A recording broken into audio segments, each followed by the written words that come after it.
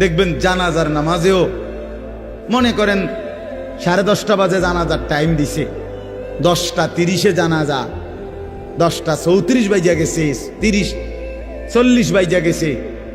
কিছু মানুষের এই পরিমাণ অস্থিরতা, এই মিয়া টাইম টেবিল ঠিক রাখো না, কইলা 10:30টায় জানাজা, 10টা মিনিট ওভার হয়ে গেছে, কতক্ষণ খাড় করায় রাখবা?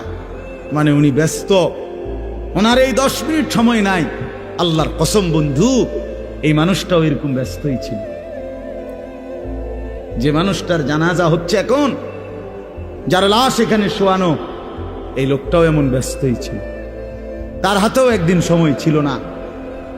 আজ গোটা পৃথিবী সব আগার জায়গায়, এই বেচারা শুধু নিস্তব্ধ। চোখের সামনের জলজ্জান্ত মানুষটা স্তব্ধ, আর হাত নড়ে না, পাও নড়ে না, আর চোখ নড়ে না, জিহ্বা নড়ে না।